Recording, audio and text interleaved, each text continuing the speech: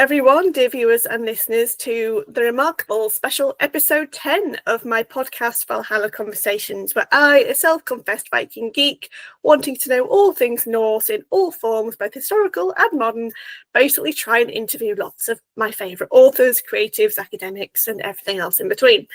For this episode, episode 10, I am delighted to say that I am joined by Thilde Kold Holdt, the author of this wonderful book, Northern Wrath, if it's not obscured by my virtual new background, because I've relocated to Valhalla, as you can see, everyone.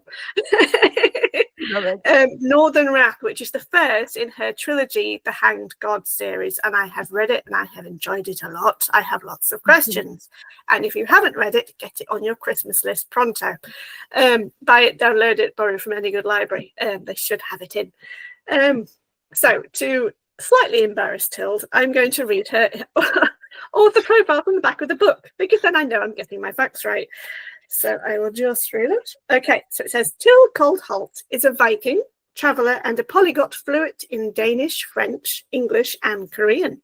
As a writer, she is an avid researcher, and this is how she first came to row for hours upon hours on a Viking warship. We will ask more about that later, dear viewers and listeners. She loved the experience so much that she has sailed with the Viking ship, the Sea Stallion, ever since. Awesome name. Love that name for a ship.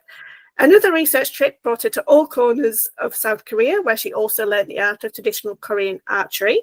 And born in Denmark, Thilde has lived in many places and countries, taking a bit of each culture with her. This is why she regards herself as simply being from planet Earth. But she has yet to set foot on Mars. Noble goals there, Thilde. I hope you get there one day. Excuse me. And she is currently based in southern France, where she writes full time. And I know from previous conversations, she has a vineyard of sorts. So you have quite a life already under your belt. Yeah, it's been some busy years.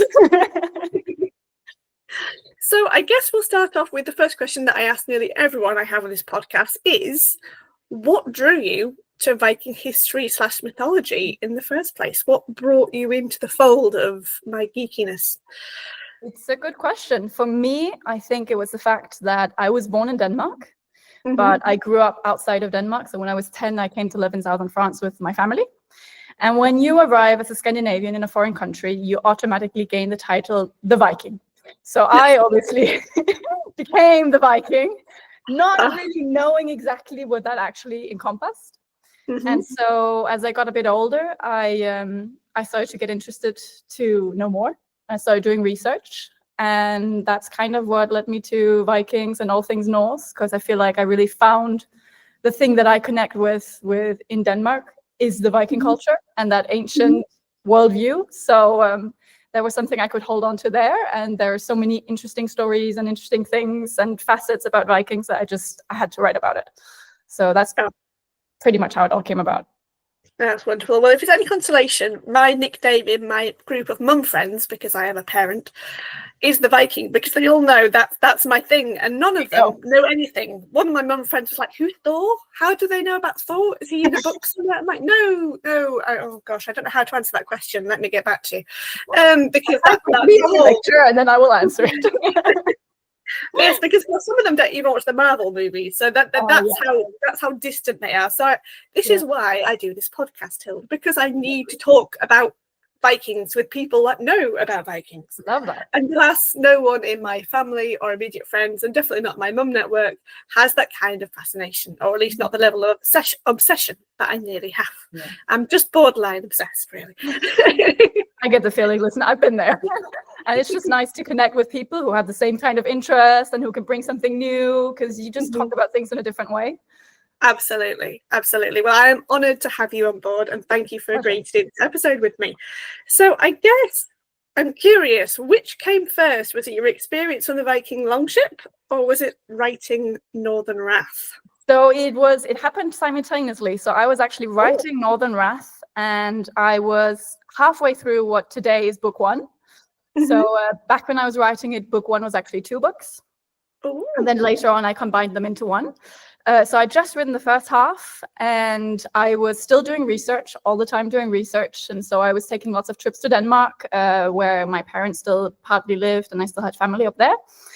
And so on one of these research trips, I went to the Viking Warship Museum in Roskilde. Ooh. And they have reconstructions of different Viking ships.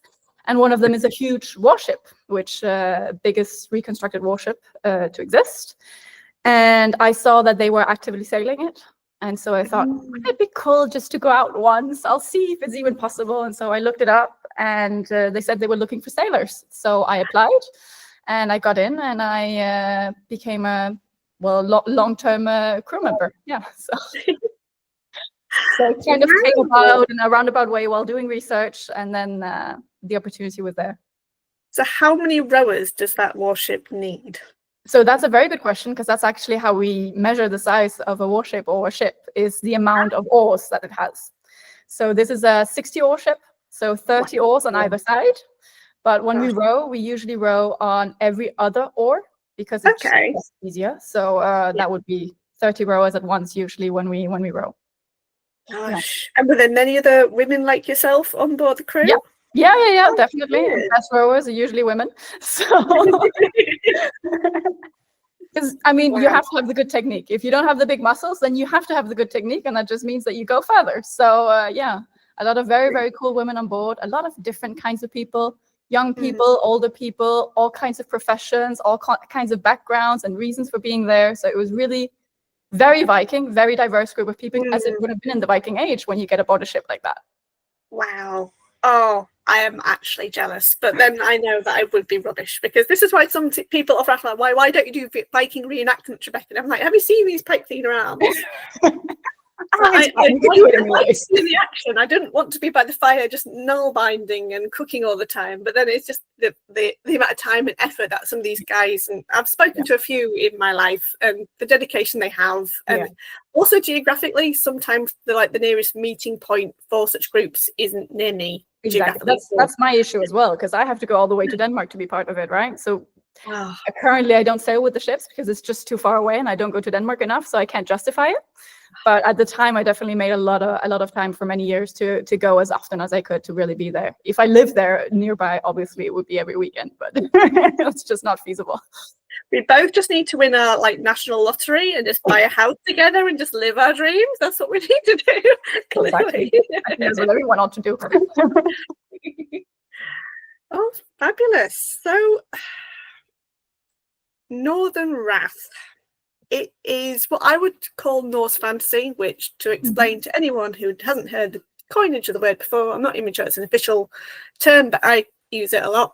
It's basically fantasy with Norse elements, whether it's Viking Age or whether it's Norse Fantasy, and yours marvelously blends a bit of both, because it has got lots of mythology and cedar magic and runes, and I'm trying not to spoil too much, but it's also set in an era of Viking Age history, which I don't think is actually featured, or I've not come across it much in terms of other popular culture modern mediums, which is, of course, the rise of Harald Bluetooth. Yep. So would you mind giving our viewers and listeners a brief recap of who Harald Bluetooth is and why we should know about him? Obviously. So Harald Bluetooth is a very well-known figure in Denmark, even today. He is today considered the first king of Denmark, the first real king. And he is the person who is credited as Christianing the Danes, so as changing their religion, which today is viewed as a very positive thing. But in my book, Northern Wrath, I can't say I'm exactly on his side. So I take a bit of a different approach. So I think for a lot of Danes, the portrayal of him is quite shocking and different. Because he is a very well-known figure that we learn about in history classes today in Denmark as well. So he is considered a hero for saving Denmark, for uniting the land, for Christianing it, and being its first real original king. And I take a bit of a different view in Northern Wrath in that, well, if you Christianed all of the Danes, then you're basically taking their freedom of religion away from them. Is that always positive? I don't think so. And the way that he went about certain things, when you actually look at the facts, I think are a bit questionable. So my portrayal of him is a bit different from what we usually see in history classes in Denmark, and that's a big reason why I wrote about him. So I remember being a kid until I was 10, I was educated in Denmark, and I remember learning about Harald Bluetooth when I was 8 or something like that, and having a visceral reaction to hearing about Bluetooth, feeling like, why is he portrayed as a hero? He took their freedoms away. He made it easier to invade the lands. Like, what happened? Their culture disappeared very soon after that. So when I started researching Vikings, that memory sparked up again, and I started looking further into it. And yeah, that's kind of why I decided to set it in this era. I think it's always interesting when you see a shift, so be a big religious or cultural shift, and that is definitely what happened during Harald Bluetooth's time. We are seeing Vikings who were very Norse and had their set of traditions and culture and believed in their gods go from this to becoming Christian in a very short period. Obviously, it was something that happened over a long time, but the shift is very noticeable during Harald Bluetooth's time. So I was quite interested by that. Yeah, that's a really interesting take on it, especially because I know, coming from the UK side, of course, we had lots of Danish and Norwegian and probably some Sweden. Of course, these nations didn't exist back when they started coming over and settling among us, but it was kind of a process of assimilation where they willingly took on the Christian type aspects because it helped with their trade, or their wife was Christian, or their daughter married a Christian, that kind of thing. Whereas Harald Bluetooth was kind of telling them all off like, no, you shall stop worshipping Odin, you shall now worship the one god, and then I'll be king of you all, kind of thing. So yes, because it's a guy I've not read about much in non-fiction. Certainly I don't think I've come across him much in any other of my historical fiction books. Nope. I'm looking at my bookshelves, and pretty much they're all either before or after his time. So it's quite refreshing to come across another new figure in historical fiction. And of course, you've brought their world view to life wonderfully with the elements of Norse mythology and fantasy coming through.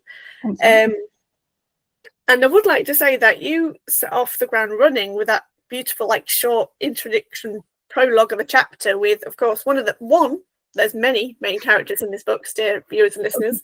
It's a wonderful tapestry of characters, and their storylines blend and weave in absolute perfection. There's no getting confusion at all. It's really well written. Is Einar, who turns out to have a bit of a berserker streak inside him. And I like how you explore that coming through as not just kind of like a mushroom-powered frenzy, but something of a divine spark inside him, which is later explored a bit and answered a bit more definitely by the end of Northern Wrath. Yes, definitely. I think that touches on like a key thing about this book for me, is that it started as historical fiction, and then I started to realize I couldn't write about the Vikings without writing about the gods, because it was such a big part of who they were and how they viewed the world. So if they didn't fully believe in it, it wasn't going to work. And in fully believing in the gods and writing them as such, the gods started to appear in the text, and the magic started to appear in the text. And then I knew I was off in a historical fantasy world now. So I might as well just commit and bring the gods in and have a little chat with them. So that's a lot of those elements, like the berserker elements, do have a cultural part as well. That comes, I think, partly from the religion. So that's something I definitely wanted to drive in as well, to have that magical component be part of it. Yeah, you've done something really nice with the mythology that I like and love and adore in Northern Wrath, especially when you're dealing with the subject, without spoiling it too much, of mortals that either maybe not mortal as they appear, or have some kind of heritage linked to the other beings of the Nine Worlds, and that not quite a demigod, but not quite demi-mortal kind of aspect. And because there's another fascinating character in there, which is called Hilda. Hilda. And she is what many like to believe is more common now, is of course a young woman of Danish heritage wanting to take up the sword, the axe, the shield, and get involved with all the men, because of course it's still an issue of this academic debate. But I'm academic, so I can say what I like to a degree. No one can quote me on it. Well, they can quote me, but I'll say that's what I believe. And I like how you've presented that quite well, especially with her father, who is another figure which has a very, very interesting storyline, which is her father Ragnar, who is a bit of a skald, a storyteller. And his initial introduction as being like, no, Hilda, you will stay at home, you will not go on the raids, I will not have you doing this. And it's that whole issue of a woman trying to find her place in the world with what she wants compared to what society and, of course, the hierarchy of the masculine telling her what to do. So I like how you kind of started quite hot off topic, not just with Einar's storyline, but with hers as well.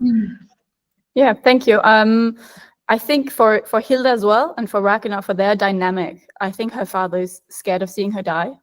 And that is actually his main reason for opposing her going off. He's afraid of being alone all of a sudden because her mother is no longer around. She had a brother who's no longer around. He's scared of now being possibly all alone. So he's very visceral in his reaction, and he, you can say, kind of blocks her in every way that he can because he's quite influential. So he makes people promises that they won't take her, and she obviously thinks it's her right, which if you believe in a society where women fighters were around, it's as much her right as it's a man's right. So for her, it's a completely fraught view of the world that kind of goes a bit with the new wave of Christianity that's driving through, that definitely does not want her to go on raids because you're a woman and you shouldn't be on raids. So it is a bit of that early conflict coming in. So both the religious conflict, but also the familiar context of, well, Ragnar is just terrified, and he will use any means and any reason to keep her away from it. And Hilda thinks this is completely unfair. So it is bringing in the family dynamic, but also introducing the cultural elements of this clash of periods, where something that used to be normal, even just the fact of being a raider, being a warrior, used to be much more common. And during the period of Northern Wrath, it's already starting to be a profession that's not that relevant anymore, that doesn't really pay, it's difficult, why would you even do this? And so you're finding herself trying to become a warrior and keep this tradition alive, but against the clash of a changing culture and a changing time. Well, I really liked her, and she has, I think, the most remarkable storyline I've ever come across in Northern Wrath. And at points, you explore different aspects of the mythology and worldview of the Vikings, again, in ways that I've not come across in other books, especially in terms of how they viewed aspects of themselves. Like the way I'm going to describe it for viewers and listeners is, think of Philip Pullman's Northern Light series, where in Lara, one of the two names, I always get it confused. She has like a spirit animal that mimicked herself, and in this book you have a character that develops that ability to see and in some ways dominate, interestingly enough, their spirit animal. So would you like to tell us more about that? I'd love that. So this came out of all of my research about mythology. So the Vikings did believe in the concept that we today would probably call spirit animals. For them, it was called fylgjur or fylgja. And it's said that your fylgja is like your luck. So it comes to warn you in dangerous situations. So to see it is not always a positive thing. It can be a warning that danger is coming, watch out. They also had a different kind of spirit animal that they would see in their dreams. It's not necessarily the same one. But fylgjur are kind of related to the bloodline as well, because they're often inherited. So they're often an ancestor's fylgja that you then get. So this also comes up in Northern Wrath. So when I was doing research, I didn't find a lot on it, but I found enough where I was like, I have to include this, because so many of the gods are also talked about as having animals with them. Freya is talked about as always having cats around.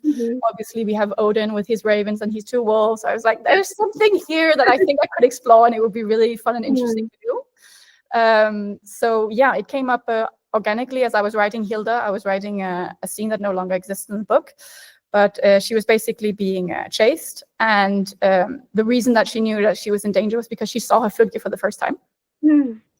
And so it kind of sparked from that, and her fylgja kept popping up. And then when I went through, I added more scenes with it, and it became an integral part of the story. Yeah. It's remarkable, especially the twist at the end. It put my heart in my mouth. But yes, that's all I'm going to say, because I do not want to spoil it. That one, actually. So without giving away what the twist is, I think the reason that one is in there is actually because of Odin. So when you read about Odin and his wolves, it says that the wolves eat for Odin, that he never eats for himself. Interesting. Yeah. So that kind of sparked the idea in my mind. I was like, maybe there's something here, and yeah. Well, you do, like, in the many non-fiction books I've read, and I've still got lots more, she says, looking at a very full bookcase, any depictions of Valhalla, you certainly always hear the Valkyries providing like meat and mead for the warriors, but you never really hear about the gods being served and what the gods eat, apart from Idun's apples, of course, because that keeps them eternally young. You do have the tale where Lokasena, where they're eating at Aegir's hall and they're gosh, yes. They do eat together, but we don't necessarily hear them eat around mortals or around, their dead warriors or something else like that. Yeah. You made me think now. Of course they do eat, because of course we have the whole saga of Fafnir and Regin, and the killing the otter to then eat it, and then when they encounter Skathi's Skathi's dad, I forgot his name, but he kept making the fire too cold so their meat wouldn't cook. Gosh, yes, that is a really interesting thing. That should be a topic of research. Someone should research food and gods. Which is why I think it's even more interesting that it's two places that I saw it was written that Odin, that his wolves eat for him. I thought, that's an interesting point, and I will definitely have that. Yeah. Wow. Well, speaking of other beings, we've talked about the gods and Fluga and the spirit animals. You do a wonderful, almost deep dive into a remarkable cultural society that you've made, not just for the dwarves, but for the giants in Northern Wrath. And I really like how you've depicted them not as the big brutes, but actually kind of like a very clever and intelligent, structured society. And the dwarves themselves, I find fascinating. Especially there's one scene where there's one giant and one dwarf who meets one of the other characters. There's a lot of characters in this book. I'm not going to name names as far as, but they meet them in a certain underground environment. There's almost a bit of a Smeagol and Bilbo exchange of oaths and riddles trying to make it up. And I love that. I thought that feels so Norse in itself, just kind of like taking one's oath literally and binding it just by saying it out loud, as well as kind of the aspect of names and identity and heritage. I thought that was really well done. Thank you. I think a lot of those kinds of scenes also comes from just the memories I have from my childhood and the Norse stories that we used to hear and that I really connected with. Like the passage graves come up quite a lot, and there's so many of them across Denmark. And there used to be even more. A lot of them have been plowed away by farmers over the years, but there used to be so many of them. And there's still a lot when you go around out in the countryside and just see nature. You'll see these sudden grave mounds everywhere, and a lot of them do have passages.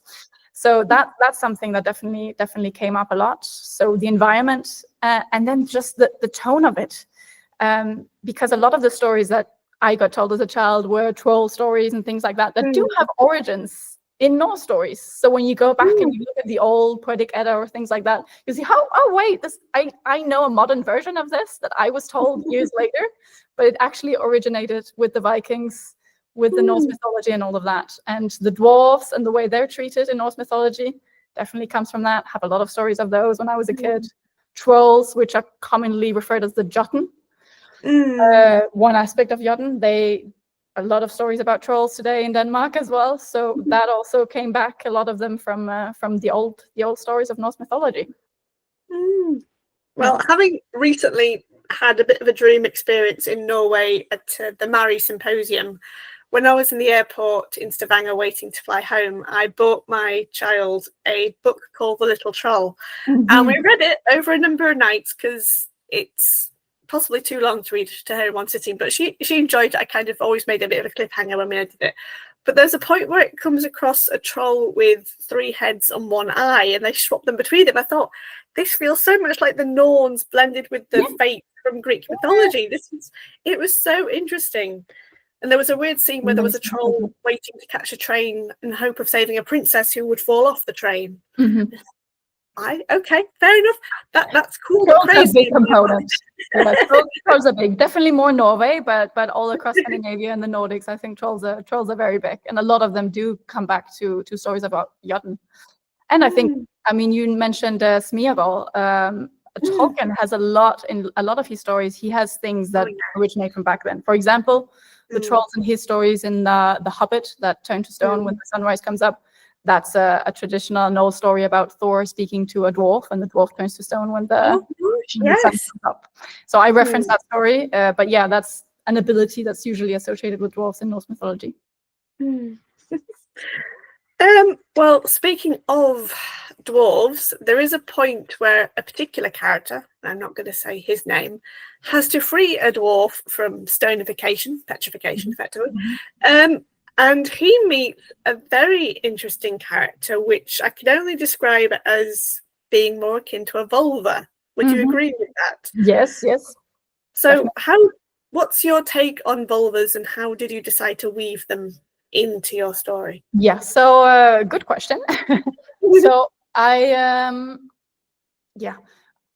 decided, because when you read the Poetic Edda and the Prose Edda, they always refer to the vulva as if there's only one.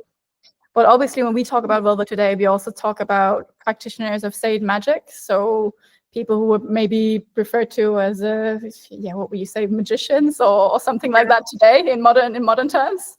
Witch is the modern term I've come across. Basically described as a Norse witch, but I could be wrong. Witch. Yeah, Norse witch probably. Yeah, it's probably what you would call it in modern terms. The word witch didn't feel quite right to me personally, but I definitely wanted to make the distinction between the one that the gods have relations to and the ones that everyday people would go to for advice or for special runes to help them heal or something like that.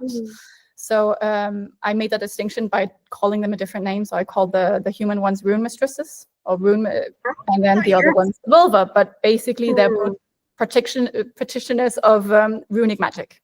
And the vulva, yeah, exactly, would be probably the biggest one, since she services the gods primarily, and also mentioned one of the characters when he is in need of special healing, I think you could say, in order to help him. So that is a component that I think is the main protection of magic. It's important to understand where that comes from, and that it's part of everyday life for a Viking, but also for the gods, because ultimately the Vikings do reflect what they see in the gods. So what the gods do, they will do a version of. So still wanted to keep the distinction. So yeah, you're right. That's very good. I completely forgot about the rune mistress, because she's also a really fascinating character. She's a short character. You don't see her that much, but yeah, but she's there. They're all fascinating. I don't think there's a character we don't meet that isn't fascinating. I mean, even to talk about one of, I guess, kind of like the lesser, basically kind of like the cast behind the prime cast. I was going to say is the character of Finn. Yeah, because of course you think, oh, he's going to become the heartthrob of the story, but actually he doesn't. And the way you take his journey, especially near the end, because of course there is a big siege/battle near the end of the book. And would you mind describing the location and what its meaning is historically for viewers? Of course. So actually, Northern Wrath is based on true history, in that in the year approximately 967. So I say approximately because there's some debate about who put that date down and who didn't, and whether we can believe him or not. But there are several accounts of it. There had been a lot of conflicts between the south, so you can say northern Germany, and the Scandinavian countries, because the Vikings would raid the coasts. Normal. And obviously the southern kings did not appreciate this. And so eventually, during one summer, as most of the Viking warriors were away, they sent the southern kings sent southerners up, warriors, to sack the villages in Scandinavia. And they got all the way up to the top of Jutland, and then got basically beaten down by Harald Bluetooth, as it said, all the way down to the frontier. And it said that when Harald crossed the frontier, he was now in foreign territory, and he suddenly saw the light of Christ and became Christian. Typical. As if by magic, and he returned home and Christianized everything, and everyone was happy. That's basically how the story goes in very basic terms. But so I base the whole story on this principle that the warriors are away, and so that's the opening, is that the warriors are away and the city gets sacked. The village gets raided, and everything kind of starts from that point on. Definitely. Yeah, and then I take them, so for a revenge raid, you can say, down to the south. So in Germany, where there are many cities along rivers where we know that Vikings have been. Whether they were there that year or not, no one can say, but no one can deny either. So let's play with the history. So yeah, that's basically the story. So it all stems from a real historical event, and then I guess you can say my wishful thinking, because no one can prove what did and what didn't happen. But I hope that there would be some kind of response. And so that's kind of what I would think, how I would think a Viking or Norse person in that situation would react. Yes. We need to honor the dead, and how do we do that? And so, yeah, that's kind of where the whole story stems from. Well, it totally fits. I mean, I'm thinking back to when Sweyn Forkbeard heard about his cousin or niece being killed when I thought I decided to exterminate all Danes. And then, of course, he came over, and that's how we came up with King Canute. Yeah. Basically. So what's the name of the city on the coast that they try and get into? Yeah, it's Magdeburg. So it's Magdeburg. Yeah. I didn't want to garble. To be fair, I use the Norse way of saying it, so I write it the way that they used to write it down. Yeah. Very good. Well, there is that entire battle. It feels very much like I'm watching a movie scene. It's described and captured brilliantly, both kind of like the close-up shots when you're really close to the characters, and then kind of like in a broader view. And of course, that's quite near the end where a lot of things happen. Yeah. But between all this happening in the realm of Midgard, you do have one character, and I'm not going to spoil it by saying his name. It's a he. Give away. They are stuck in a really interesting place, which is very much between realms. Yeah, very much between realms. Yeah. I'm going to have to say this because I can't not say it, but the way he finds himself in an area of pitch blackness, nothing, and if he makes the slightest sound, he gets killed in 100 different ways, and he must have been through 100 different ways by the end of this book. I thought, how many times have we had to think, okay, how can I kill him now? How can I kill him now? How can I kill him? Every time it was a problem, and sometimes he would die like 3 times in a chapter and be like, oh no, I have to come up with another way now. But that's the challenge of it. So yeah. Did you have that in mind for having him in that experience of being between the realms in a very not nice dimension, we can literally say, or did it come quite organically? It came, as with many things, quite organically. So what happened in this situation is actually I'd written what used to be the first book, and I needed a different kind of opening, and I couldn't figure out what the opening should be. And on Christmas Day, actually, some years back, I all of a sudden got the spark of an idea, and I wrote the first Darkness chapter. So yeah, and realized that there was a whole journey here that was unexplored, and that I needed to put into the story, and that would help tell the larger story throughout the volumes. And so yeah, that's basically where it came from. And I think it came from this fear that most people have, that when you die, there's nothing. What if there's nothing? And Ragnar he's a skull. Oh, no, I said his name. I'm sorry, I've spoiled it. Don't worry. It happens early on, guys. It happens early on. No one knows how he gets to this dark place yet. No. But he's a storyteller, and so he is completely convinced. He knows exactly where he's going in the afterlife. Like, there's no question about it. So the fact of taking a character like that and putting him in such uncertainty, pretty much in his worst nightmare, it really appealed to me. And then still giving him some kind of hope, but just completely stripping away everything that he thought was real. While also giving him the hope that it is real, you just didn't get there, and why didn't you get there? There must be a reason. So he does have this hope of finding out what is happening and why, and can I get to where I'm supposed to be, and all of that, which pretty much takes him through the whole story arc of the book and the series. Yeah. Well, you explored really well through his placement in this darkness. The kind of like the very visceral fear that all humanity gets when we find ourselves in the unknown and threats are everywhere, but also when we have to dig deep and like, okay, what can I do instead? What can I do different? And in a crazy way, that's a strong theme that comes through in 1 or 2 that I've recently seen with my child, and I'm not going to spoil that one. But I really liked how at one point in the darkness he feels around for things, and he comes across a prophetess's iron rod staff, and I thought, oh, I've seen that in a museum. That's amazing. And I love how he used it to then try and take back a little bit of control, albeit he's still in a very dangerous situation.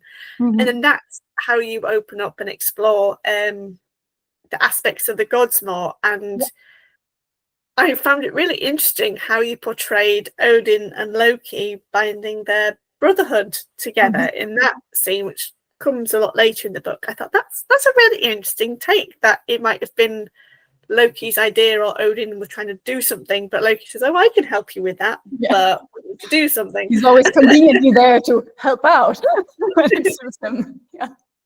But yeah, that was really, and of course they then go, slight spoiler, they go to the vulva to bind their blood together, and of course you've got runes riddled, pun intended, quite literally throughout this book.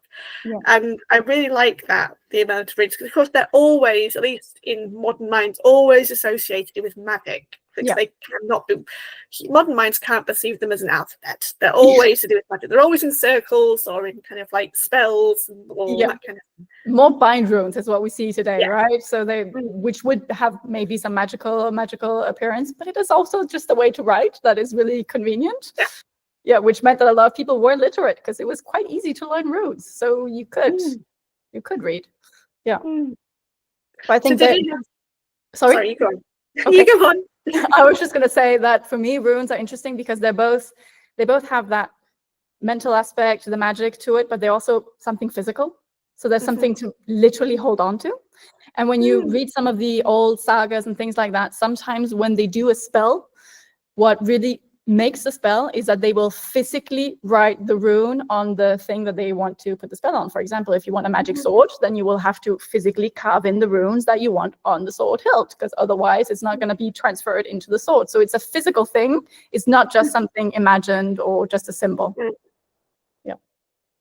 Yeah, that's a really good point.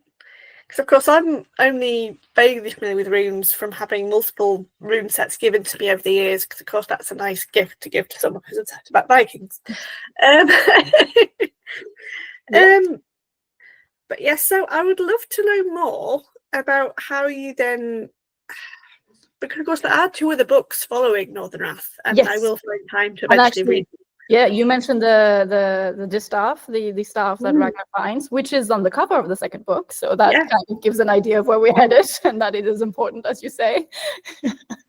Yes, so kind of like, did you then, after writing Northern Wrath, did you have a bigger plan for what would you then write for book 2 and book 3?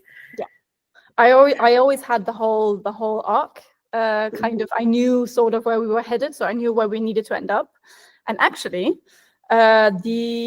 it used to be the last chapter of book 3. I think it's now third to last chapter, but it's the biggest one of them. It's really the ending of the book. I wrote that as I was writing Northern Wrath. So I wrote the ending of book 3 as I was writing Northern Wrath. And then every time I was in doubt about something that happened as I was writing on, I would go to the last chapter and I would just flesh it out a bit. And then I would go back and I would know where I need to go. So I knew exactly where we were going to end up. And it's just some characters took unexpected turns. Thilde, for example, never listened to me, so she never did what I wanted her to do. I had a very clear story arc to map out for us. Like, it's going to be great, Thilde, just come on. And she was like, no, I'm going to go that way. So yeah, I spent the 3 books trying to chase Thilde into doing what I wanted her to do, and she never did. But I still got her to the end that I wanted for her, so that's at least something. So yeah, I very much knew where we were headed. For the first book, I had everything mapped out, and then I could see that I could kind of let go a bit and just follow the characters and see where they were headed and what I wanted to explore. And so, but I still always knew where we needed to end up. So there was always an end goal in mind that all of the characters had to work towards in order to get us there. Yeah. Oh, I love that. I know I dabbled. I used to be a writer of sorts back before university, when I did do creative writing as part of my English degree, and I did write, and Norse stuff was pretty much in everything. Whether it was, if I had to poetry, they were all poems with Norse elements. That was the other way. I mean, I wrote horrendous poetry. I can never do a good, not rhyming poem, and my rhyming poems were even worse. But in terms of short stories and short fiction, I really enjoyed writing it. But I sometimes, when I did once have a novel in mind, it was always a delight when you found that you, as a writer, you know what you want your characters to do, like you direct them on stage, and then they decide to basically ad-lib and improvise, and then things take a different route. That's I happened a think lot that's in this book. a really good sign of how good this book is, dear viewers and listeners, that she has such a connection to her characters that they tell her what to do, not the other way around. Yeah, especially Hilda. But there are a few characters. There was one character who would never tell me what she was up to. So this is not going to be a spoiler for anyone, but it's Civ. She would never tell me anything that she was going to do. So every time I knew I had to go to her, I was like, I have no idea what's going to happen, but I guess we'll see. And she just went with the flow. Yeah. Very good. Apologise to any viewers listening. I'm not being beamed up by aliens. The sun is just coming through the one window I have open, so I'm just being illuminated wonderfully by the sun. This is why I should have kept the curtains shut. But I thought daylight, I could be illuminated by daylight, but this is too strong a daylight. It's the winter sun. So, but anyway, it didn't last long, unfortunately. So that doesn't bode well for the weather. It's fine. For those listening on audio only, you won't know any different. It's just me, my voice, not any different. So I'd love to learn more about your experience on the Sea Stallion, because how long did you spend sailing it? Did you have to spend time training to go on it? Or did you have long voyages, short voyages? Wait, did you say two? Just all the details. So first of all, to be a part of the crew of the Sea Stallion is also to take care of the ship in the winter. So first time I was there was actually just to prepare the ship. So we would tar kilometers and kilometers of rope. We would tar the deck. We would repaint the outside, which needs to be done every year because, seawater kind of digs into it. So there's a lot of maintenance to be done. So that was the first time I was there, and I met the crew, and then went out for a training sail, which is a weekend. So we would go out both days and then sleep on the harbor. First time I was on the Sea Stallion was the time that it has sailed in all of its history with the fewest crew members, which was very good for the first experience because it meant that you had to be everywhere. Like you had to have your post, you had to be there, you had to do it. There was no other choice. We couldn't get the sail up without everyone being at the post and doing it perfectly. So I learned a lot that weekend, and then I just kept coming back for more. So there will be several training weekends throughout the season, and then when we get to summer, there's usually a bigger sail, which would be anywhere between 1 to 3 weeks. And you can sign up for 1 week at a time, or you can sign up for all 3. So the longest I've been on the ship was for 3 weeks, which was a great experience. It's always a bit strange when the 1 week is over and you get a new crew, because by the end of the week, it's so good. Like everyone knows exactly what they need to do when. And sailing a Viking ship is that is the collaboration of a lifetime. It is everyone knowing their places, knowing what to do, when, how, and just doing it without question perfectly in sync. Even sometimes when you get really good, you don't even need to say the word. People are already doing it because they know it needs to be done. So when you say with a really good crew, you can definitely feel it. So when you get that changeover after a week, you feel like, oh, we're starting over again. Okay, we gotta get into the routine with some new people.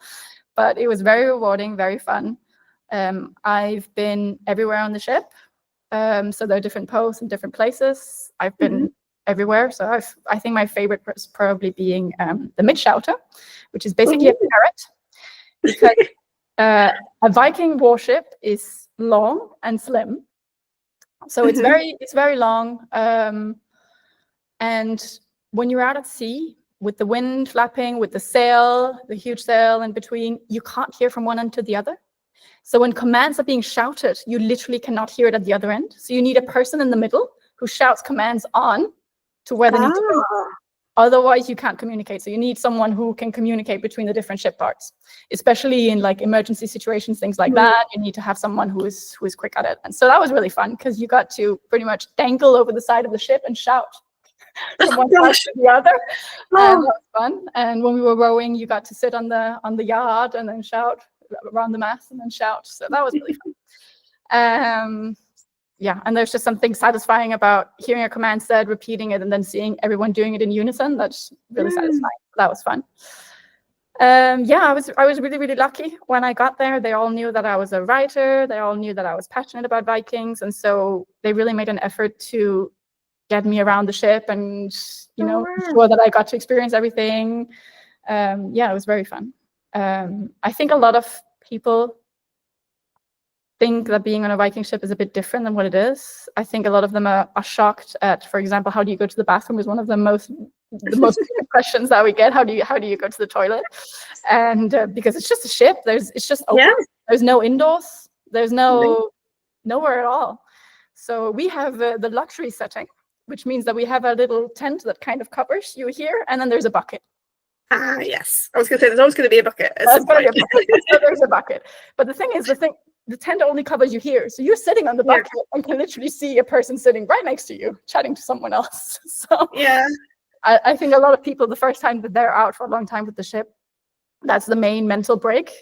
Is like, even on the toilet, I can't be alone. Like, I have to be around other people constantly. Yeah.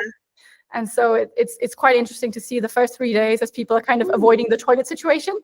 And then on the 4th day, it's just like, I don't care anymore. I've done it now. Now it's done. Yes. So one of the sailors very early on told me, I have a trick. I'm like, okay, what's your trick? My trick is I'm scared of the toilet. So the first thing I go, as soon as we go out, I go to the toilet and it's done.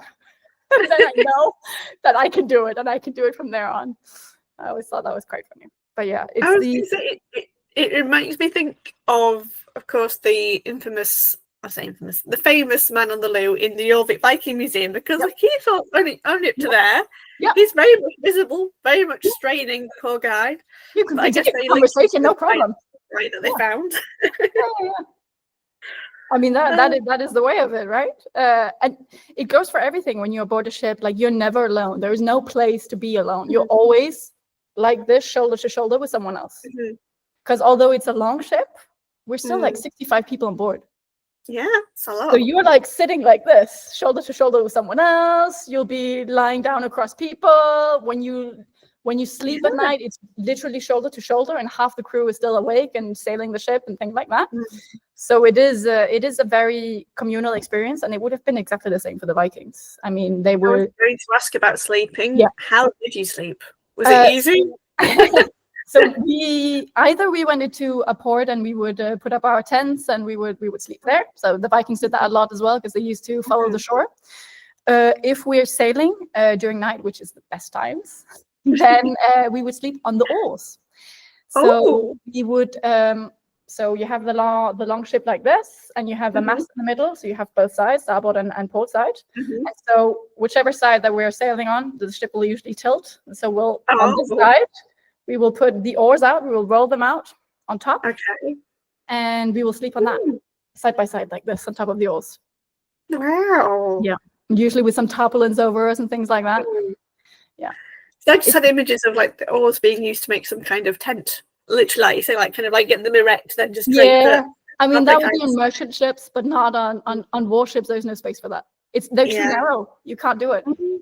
Yeah. Interesting. So, yeah.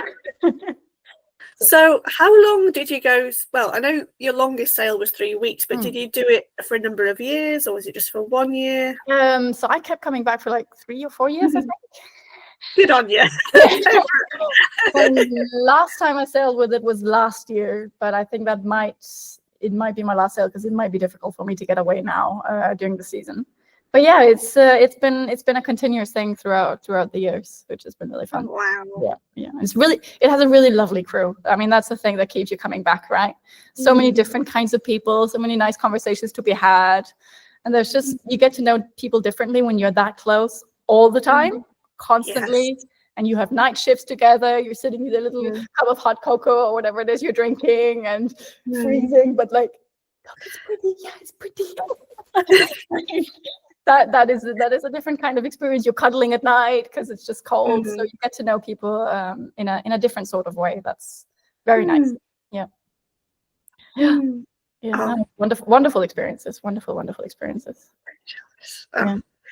So I know you've got this trilogy under your belt. Obviously, I've come to it a few years too late, but I'm here. I've read it. I've got never too late for anything. I have been there for a lot longer, so don't worry.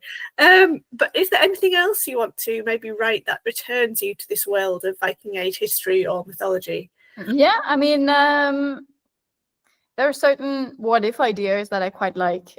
So what I've written since hasn't been Viking focused. So I feel like that was something I needed to explore, and then there was something else I needed to explore, and I wrote that. Now I'm writing something else that's fantasy, science fiction fantasy right now. Science fantasy is what you call. But I can see somewhere down the line maybe returning to something Viking inspired or something that jumps up from this.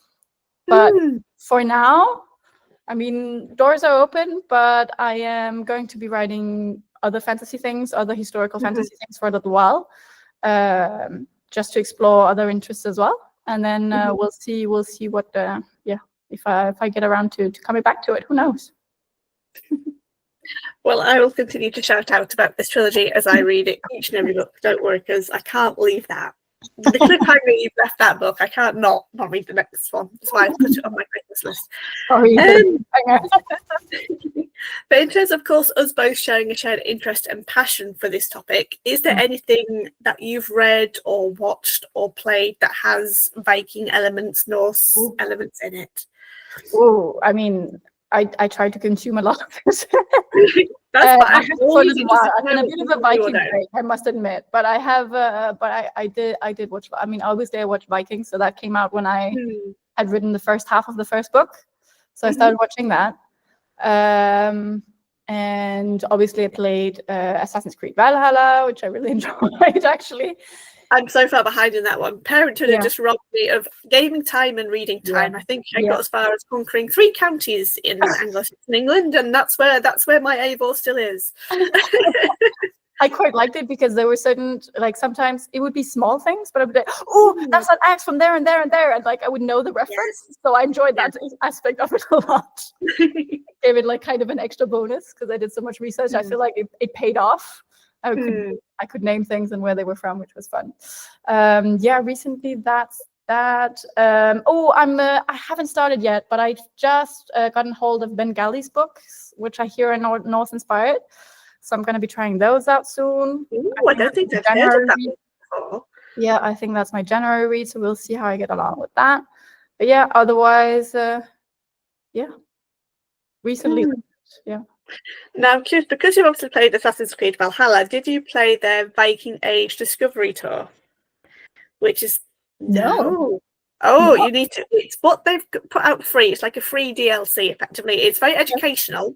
Okay. It has no stealth and stabbing in it, so you can play it without fear of death at all. Okay, that's good. And I do highly recommend it for anyone who just wants to know why I'm so passionate about Vikings to begin with, because it puts you in the position of a Viking. I think it is Harald Bluetooth. Oh, okay. I think it is. There is a king that basically, it must be, because Ivar's father, who's a clan chief, says, okay, I'm going to submit to him. That means your inheritance is gone, Ivar. I'm sorry, but I want peace. Yeah. And Ivar's like, no, I will go join Sigurd and we will go off to England and we'll find glory and riches and death and that kind of thing. But yes, there is, you follow the journey of a Norse trader who then decides to leave for England to settle down, form a kingdom, form his little farmstead, that kind of thing.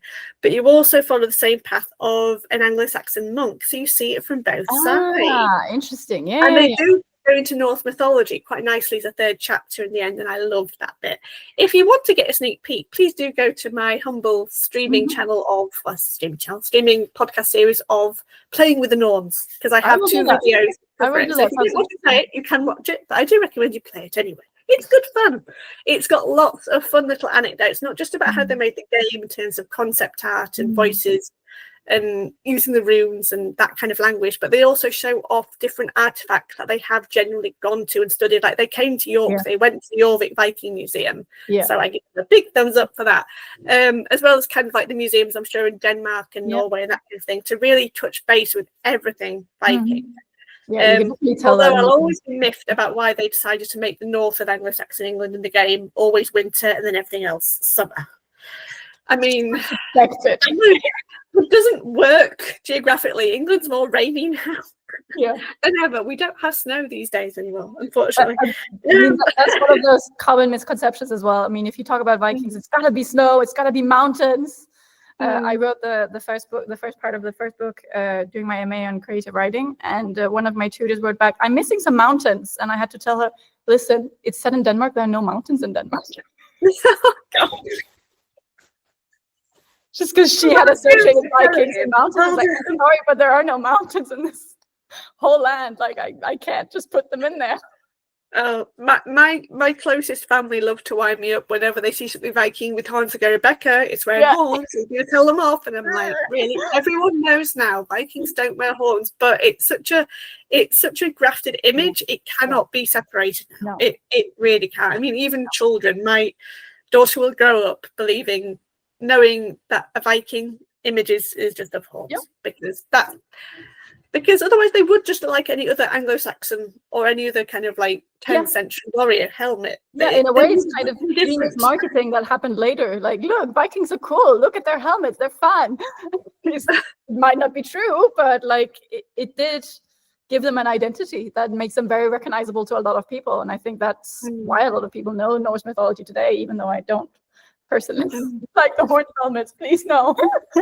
Please don't include them in the media, but like I recognize that it had a positive effect, I think, on the interest of a lot of archaeologists in the period as well, because it became hip, it became cool, which is the same with the Marvel things. Like, it became cool, so now people are interested in it, and I can only say, yeah, thank you for that. That's cool. Yeah. I mean, it was one question I actually got asked at the Murray Symposium during my debut academic presentation about Valkyries in fantasy fiction, because they're my catnip. Anything Valkyries, because they're so unknown, I just love how many aspects of them they're interpreted. But I was asked, like, do you think anyone will go and read the sagas after reading a Thor comic or reading a book about Loki or a Valkyrie? And I'm like, I'm not entirely sure. Some might not, because I personally, I have touched on the old sagas. I'm looking at a copy of Grettir's saga and there's another saga book over there, but on the whole, I just like all the different modern interpretations. I like the different ways of retelling and adapting and modifying. Like, there's so many different books about Loki, and they're all recognizably Loki, but they're all uniquely different. I think people want more of that. They want more, not necessarily new, but refreshing, original. And that's why, of course, I loved your book, because it is refreshingly original compared to all the other Norse fantasy books I've read, especially with the elements of history. I always find that a really careful balance for you as writers, to balance the historical fiction with the Norse fantasy instead of just going straight to Norse fantasy. I mean, the other thing that drew me to your book, of course, was the wonderful quote from my heroine, Joanne Harris.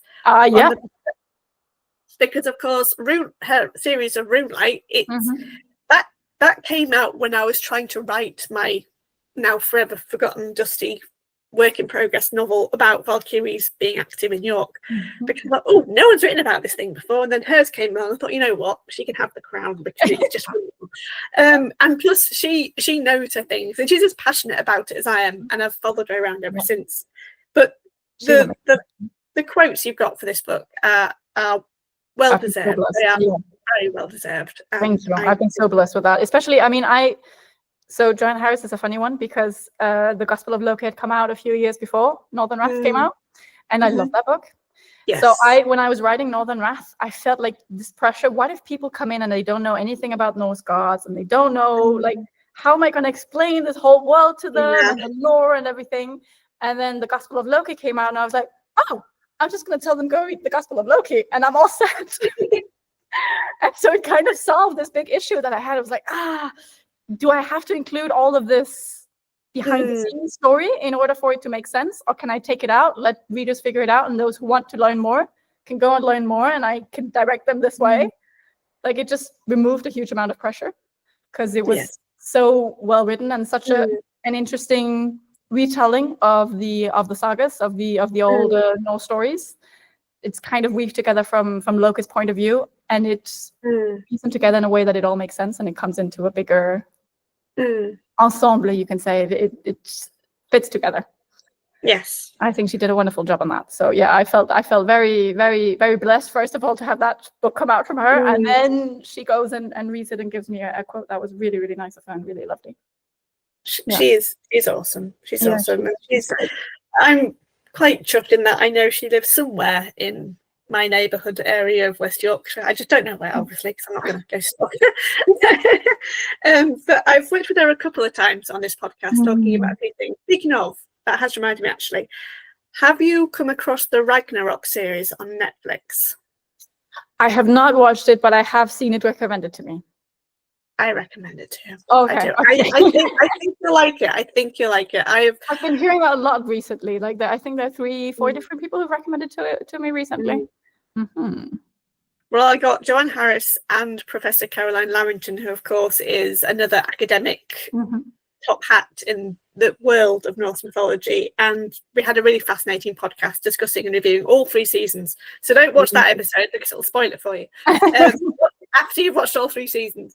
But yes, make that on your Christmas binge list, because it's wonderful compared to kind of like the Marvel or gods turning up in historical dramas like Vikings kind of thing. Because I think that's the one thing that lured me first about the Vikings, was where there's a scene, like I think it's in the intro, where there's a scene of a battlefield, and of course the tall figure with a big rimmed hat and slushing around, walking around.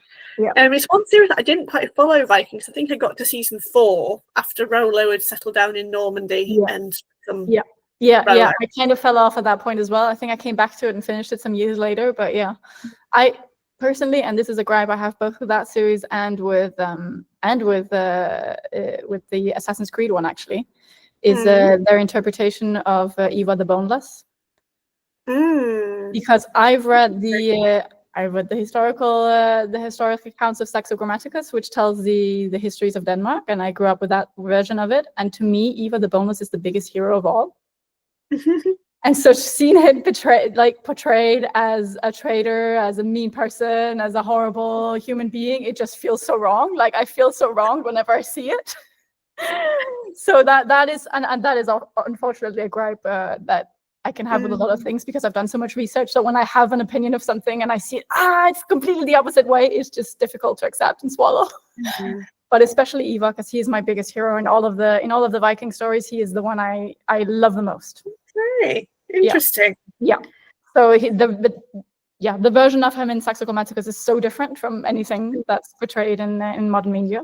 I know obviously modern media probably relies more on the English language accounts of it instead, which obviously would see him as an intruder and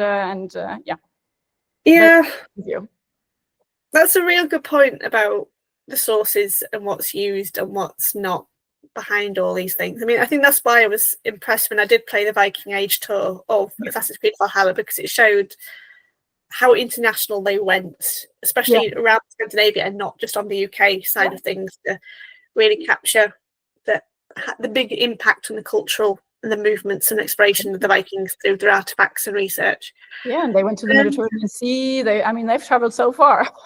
Yes. It's questionable how they present that in the sequel series, Viking Valhalla. Because that is a real mishmash of timelines, and I've had 3 really interesting episodes. But so is Vikings. A lot of the narrative series is a mismatch of 300 years of history snapped into one.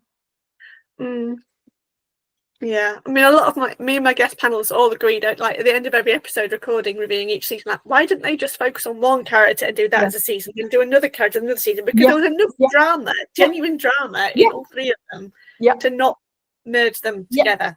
Exactly, I agree. It was one of my biggest gripes as well.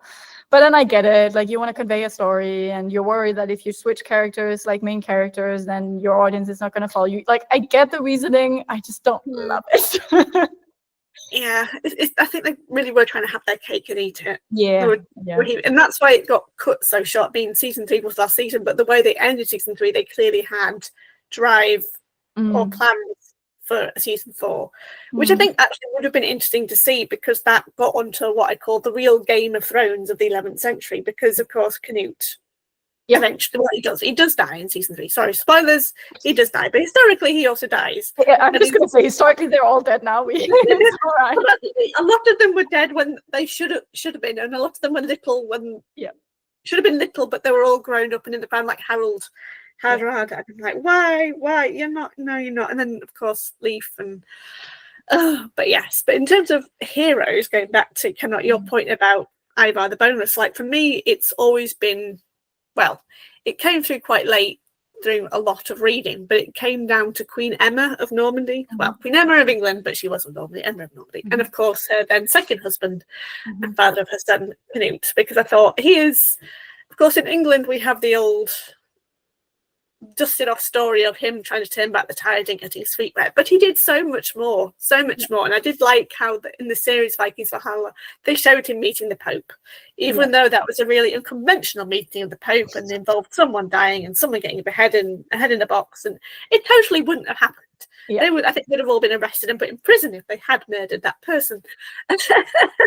But yes, I do think they showed him in a better light. I still think he came across as a villain. Like, he came across as a despicable person, which to me feels really off, just because the version of events that I grew up with, and the reason I think he's such a hero is that he's the one who united all of the brothers and got them to be able to work together in the story that I grew up with. And or in the Saxa Grammaticus version of stories, I should say.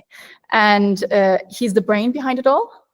And he is a hero, a battle hero as well, but a hero while being disabled. And I think that's really important, that someone like that can rise to that kind of status in the Viking society. I think that's kind of a key component, that he can be so well respected and accomplish so much. And he's accepted as he is, and he's accepted for his strengths, and they all recognize that he's an incredible strategizer, and he can divide the kingdom between them. They don't have to go off and fight each other. I mean, that's in the Saxa Grammaticus story, that's kind of his strength, and his whole story arc is built around that he is the one who is the driving force. It's a positive driving force. So when you see the other side of events, it's like, oh, okay, I understand that he's an invader and all of that, but why is he the only one that's villainized? Why is the other brothers not, right? Because to me, he is the driving positive force, and the brothers are kind of combative and want to fight about things. And he's like, no, listen, we can get along, we can do this. So to see him always be the only one that's villainized and the other brothers all positive and good, that's, I think, where my gripe is, and what usually, gets me the wrong way. It's like, but he is the actual hero, and now you've butchered him and made the others heroes. That's a very good point in terms of how we portray people of the past. So I know, there's a series that I'm assuming you probably haven't watched yet, which is Twilight of the Gods, also on Netflix. That one's recommended to me as well. Yeah. That's a very, very strongly flavoured interpretation. I know when I showed Caroline Larrington the trailer when we were all together in Stavanger for the Mary Symposium, she was like, good grief, what is this? And I'm like, I know, they've got swear words, and there's a dragon, and there's all sorts in it. And it was interesting, but by the end of it, I actually quite liked for how strong a take they did. They completely, this isn't for those who are familiar or more comfortable with Marvel's version at all. This is like mead plus 10% alcohol in a way. They stuck to it. Because they depict the giants Thor and Odin in a very antagonistic sense. Without spoiling too much, they depict Thor, first of all, as the bully with a hammer that he is. And I really salute them for that, because that comes through in all the sagas. And I mean, they don't make him incredibly stupid like some of the sagas do. Like, I always remember when he has a shouting match with a Jotun across the river, but it's actually Odin in disguise, just winding up his son in a very humiliating manner. But that's the way Odin works. Odin himself isn't a good guy, let alone a good father. But yes, that is to be taken with a pinch of salt, because they do twist and adapt things, but they do it very cleverly. And especially with Loki. Loki's character has a very new exploration of his character, his motives, his agenda, and they sum it up beautifully with one episode which pretty much focuses him, which is the scapegoat god. And I thought that's a brilliant way of looking at him. That's and I do recommend it, and I have got plans of, I'm currently recruiting guests to join me to discuss this for an episode to be recorded in February next year, 2025, all being well. I have seats, so if you want to binge it over the Christmas holidays and join the ranks, you are more than welcome back at any point. My usual recruits have all been rather busy, including Caroline and Joanne, for like they're very busy doing their own books or projects. I know Joanne's like been doing a perfume competition and a writing competition, and Caroline's doing this, and Louise Stowell's been promoting her new book, and Kat Rector's only just moved house. So it's all a case of everyone else I usually talk to about anything Norse is busy. So this is why I'm always looking to get new friends, new guests. Of course. Because I always say to anyone who meets me, and especially when they connect with me on this kind of topic, is once you meet me, you can't really escape me much after that. I'm sorry. You'd have to like put a law against me to not talk or message you again. But this is what happens. I talk about Vikings and I cannot stop. I love it. And I think I pretty much have talked about anything and everything else I can think of. So Thilde Kold Holdt, I really appreciate you joining me on this podcast milestone of episode 10. So thank you very much. Everyone, do go buy her book, Northern Wrath, the first in the Hanged God trilogy. It is well worth a read. You won't regret it. And Joanne Harris even rates it. So, that's the beautiful edition cover she's holding up, everyone. I really wish I could have that one, but my bookshelf is full. I cannot fit it on. But yeah, straight from the press. And it's got the beautiful coloration on the edge of the pages with the design where if you put all three together, they make a complete picture. Yes. Oh, you lucky author, you. I know. I've been very, very lucky. I don't think even Joanne Harris has special editions like that, but that one is gorgeous. I keep telling my husband if we can just give me a Becky cave so I can have more shelves and space for books. I can have all my geeky artwork back together. And then I don't need this virtual background. As nice as this Valhalla is, I can show everyone how much of a geek I am on Vikings because I have a lot. And I'm admiring your wonderful full bookcase behind you, Thilde, because there's a lot of books there, and I hope that you've read all of them. But don't yeah. I'm sure there's some of them there still to be read, but that's how it goes. Well, thanks again for joining me on episode 10. I wish you the best of luck in all your future writing endeavours, and I do hope you get to sail with the Sea Stallion one last time. Thank you. Hold on to it as tight as you can, because it's an experience that many of us would love but are unable to have. So I'm glad that you, of all people, get to enjoy that experience. Maybe write a book about it, or I don't know, so I can then live it vicariously by reading about you. Love it. But thank you very much for joining me, and I hope maybe we'll have you on the podcast again soon to talk all things Norse. Lovely. Thank you so much for having me. It's been lovely.